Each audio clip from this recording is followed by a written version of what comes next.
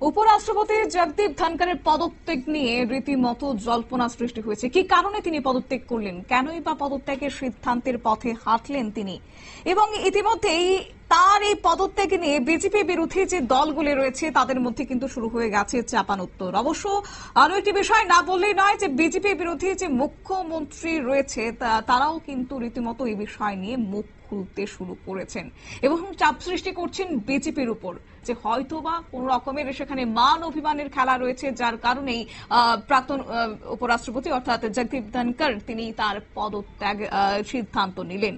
অবশ্য এই বিষয় নিয়ে যাব বিস্তারিত, কিন্তু তারই মধ্যে আরো একটি বিষয় বলে রাখি যে জগদীপ ধনখড় পদত্যাগের আগে কিন্তু দিল্লিতে টানা 3টি বৈঠক হয়েছে, একের পর এক বৈঠক, এবং এই রিপোর্ট প্রকাশ্যে আসা কিংবা এই তথ্য সামনে আসার পরে আরো যেন প্রশ্ন মাথাচাড়া দিচ্ছে।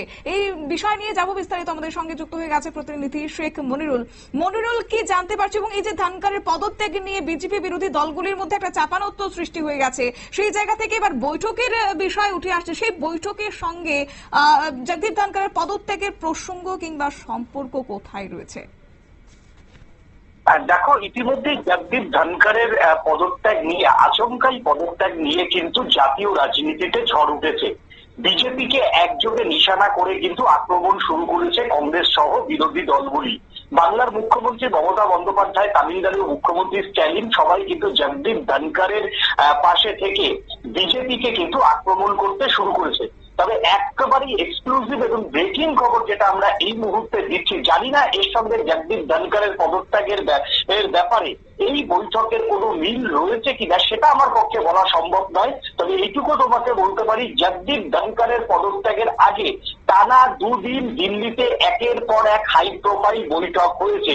যেই হাই প্রোফাইল বৈঠকে উপস্থিত ছিলেন কেন্দ্রীয় স্বরাষ্ট্রমন্ত্রী Amit Shah, national security adviser Ajit Doval এবং আমাদের ভারতের যে সিডিএস তিনি উপস্থিত ছিলেন, ভারতের সেনা প্রধান উপস্থিত ছিলেন। এদের পৌরোহিত্যে কিন্তু পরপর টানা 3 দিন দিল্লিতে হাই প্রোফাইল কতগুলি বৈঠক হয়। সেই হাই প্রোফাইল বৈঠকের পরেই কিন্তু জগদীপ ধনখড়ের এই আচমকাই পদত্যাগ, এবং এটাও শোনা যাচ্ছে যে আগামী 5ই আগস্টের জন্য জম্মু কাশ্মীরের জন্য প্রায় 20,000 সিআরপিএফ এর কেন্দ্রীয় বাহিনীকে ইতিমধ্যেই তৈরি থাকার নির্দেশ কিন্তু কেন্দ্রীয় স্বরাষ্ট্র মন্ত্রকের পক্ষ থেকে দেওয়া হয়েছে।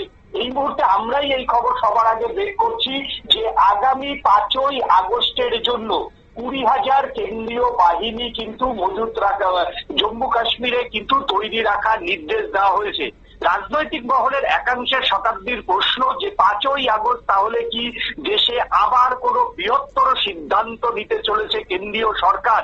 এই প্রশ্নই কিন্তু এখন সব থেকে বেশি কিন্তু উঠবে একটু বাদেই জাতীয় রাজনীতিতে। এবং 5ই আগস্ট কি, 5ই আগস্ট যদি তাৎপর্য তুমি দেখো তাহলে 5ই আগস্ট কিন্তু প্রথম বিজেপি ক্ষমতায় বসার পরে কাশ্মীর থেকে কিন্তু 370 ধারা প্রত্যাহার করেছিল। তাই 5ই আগস্ট কিন্তু বিজেপির পক্ষে একটা ঐতিহাসিক দিন।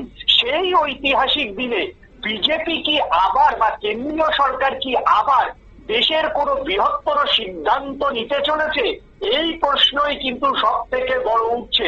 এবং তোমাকে আরো একটা এক্সক্লুসিভ ব্রেকিং খবর রাখবো, যদিও এই খবরের এখনো কোনো সত্যতা কেন্দ্রীয় সরকার স্বীকার করেনি। সেটা হচ্ছে বাদল অধিবেশনের সময়সীমা কিন্তু বৃদ্ধি করতে পারে। আগামী 15ই আগস্টের পরেও কিন্তু বাদল অধিবেশন চালানো হতে পারে বলে এমনই কিন্তু কানাঘোষা চলছে। শতাব্দী, ধন্যবাদ। আপনারা শুনলেন আমাদের প্রতিনিধির বক্তব্য। অর্থাৎ ইতিমধ্যেই একদিকে জগদীপ ধনখড়ের সেখানে পদত্যাগ নিয়ে জল্পনা, অন্যদিকে দিল্লিতে টানা 3 দিন বৈঠক, হাই প্রোফাইল বৈঠক হয়েছে। কেন্দ্রীয় স্বরাষ্ট্রমন্ত্রী অমিত শাহ অজিত ডোভালদের সঙ্গে নিয়ে বৈঠক করেছেন। সেই বৈঠকের সঙ্গে কোথায় রয়েছে মিল তা অবশ্য সময়ের অপেক্ষা, সময়ের দিকে আমাদের তাকাতেই হবে। অন্যদিকে জম্মু কাশ্মীর নিয়ে কিন্তু প্রায় 20,000 কেন্দ্রীয় আধা সামরিক বাহিনীকে নির্দেশ দেওয়া হচ্ছে প্রস্তুত থাকার জন্য স্বরাষ্ট্র মন্ত্রকের পক্ষ থেকে। নিয়ে নিচ্ছি ছোট্ট একটি বিজ্ঞাপন বিরতির সঙ্গে থাকুন।